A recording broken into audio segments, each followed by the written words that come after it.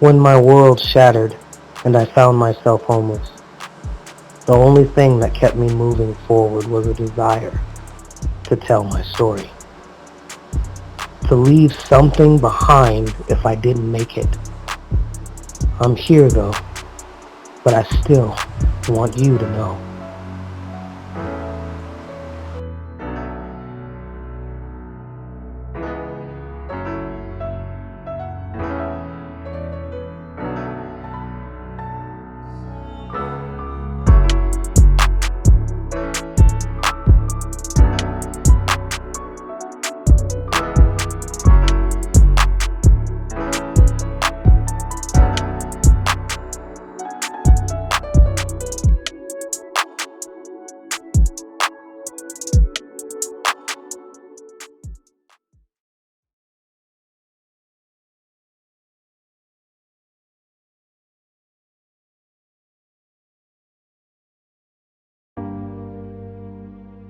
I was like, oh my gosh.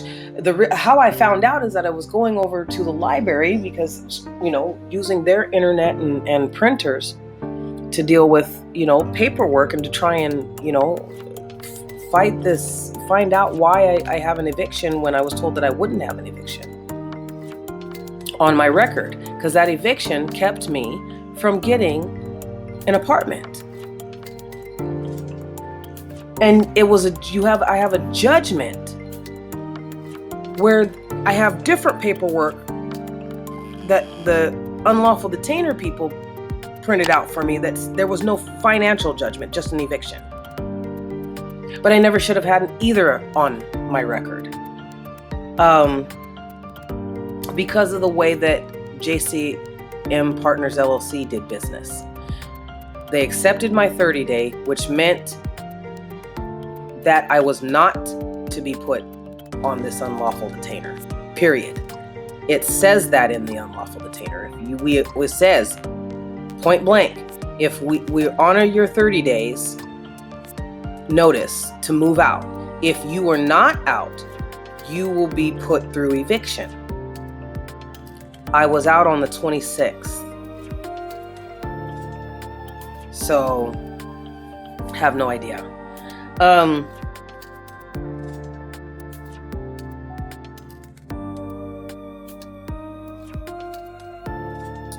So I'm looking literally at all my stuff. What's not in Tammy's is in the dumpster already. My queen size, the first queen size bed, that box spring mattress and set that I had bought myself. My duffel bag, my boxes, my books. I had like over 100 books. All of my stuff is right there. And they're blaming Sharice. They're saying that she took stuff, that she took a whole bunch of stuff. It's like, yeah, because she had a whole bunch of stuff. She brought a whole bunch of shit in, dude. When she moved in, I am furious.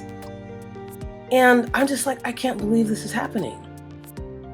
And so I called them, arranged for them, because I'm out of Tammy's. They had set me up. I was allowed to take Mary Kay's car to the dog park and run the dogs, because I was just so nervous in being around there because everybody was watching me. I've been under a microscope since I've been in Sacramento, my first year.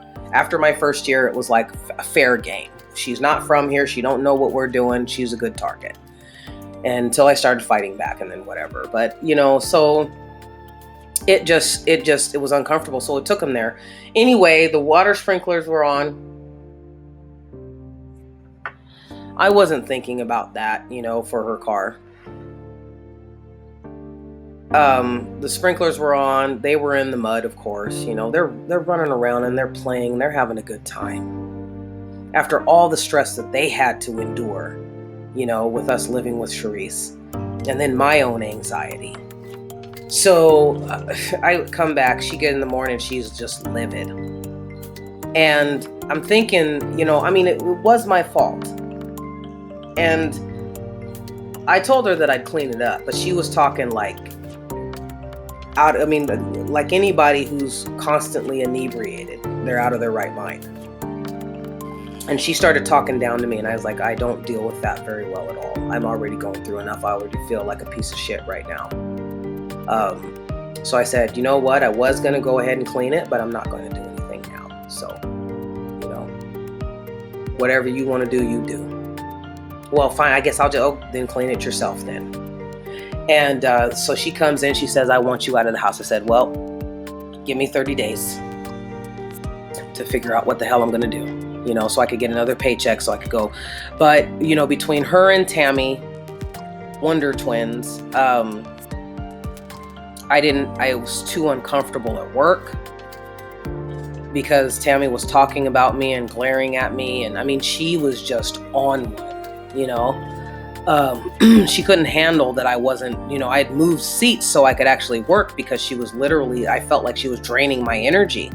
The energy vampires shit, you know? And so it was hell. It was hell. And the 30 days, so by the time I caught them, you know, I said, look, you know, made an appointment to go and get my stuff. I had money for storage. And it was just, everything was just chaos, you know? In my mind, it was chaos. It just crap, you know? Anyway, she ended up basically showing me my stuff. The only thing that she saved were the books. She didn't save the rest of my, it's like they held my belongings hostage when they should have given them to me. I rented a U-Haul to go and pick it up. Bought a storage unit, rented a U-Haul, was there. She went on to lunch, the, you know, residential, whatever you call them. She went to lunch. So I'm sitting there waiting for her to get back. So I see her drive by and go down the opposite side of the street to avoid me. And I'm like, what the hell? Because I'm trying to escape this woman's house because I'm like, I don't want to lose my temper. I don't want to, you know what I mean? And I'm packing my stuff. So basically I pack all my stuff from her place into the U-Haul. Don't get my stuff from my old apartment because they're holding it hostage. And because when I went into the apartment, she let me see everything, but then she locked the door behind her. And I thought, okay, well, yeah, maybe you don't want the stuff to be taken or whatever. I had, you know, was growing tomatoes and everything, you know what I mean? On the balcony, whatever. And, you know, I'm looking in the stores. I'm like, all my stuff is here. And you guys are just taking it. So I never got my stuff. So when we got into the hotel, I filed and sent them a demand letter.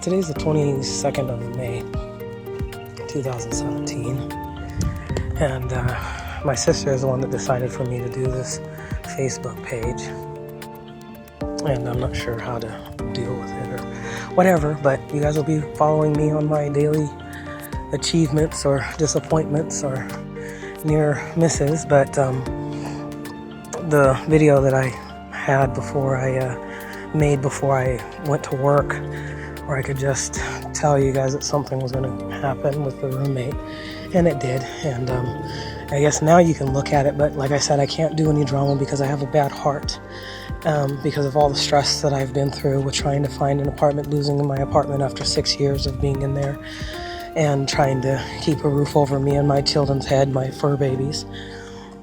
And and my roommate, because she feels that she got me the job,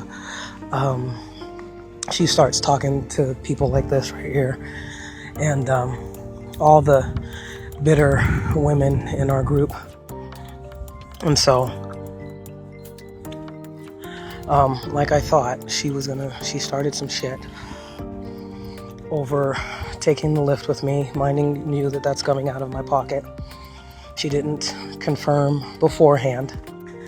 And so I told her no, and actually had to tell her to get out of the damn car because you didn't pay anything, you know. She goes, well, I got paid, you know, whatever.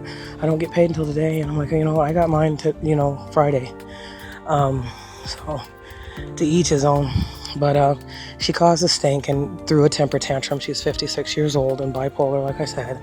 And I don't really understand that. My mom is bipolar, but she also has other symptoms of other shit and other psychological disorders. I don't mean to be apathetic, but right now, because it was such a heated thing, not necessarily heated, it's just like I stood my ground because, you give her, she's like a child. If you give her an inch, she'll take a mile. And then what she starts doing is she starts slandering me to certain co-workers and making herself seem like the victim. I'm about ready to call the hotel that we stayed at the last time. Unfortunately, because of Memorial Day weekend and the increase of people losing their homes, more people are going into hotels. Unfortunately, this was the only one that would take all of my fur babies. So, I talked to him last night or yesterday at my break during work, and he had said that basically I could rent it by the night, which is going to be $80. So I'll let you guys listen in.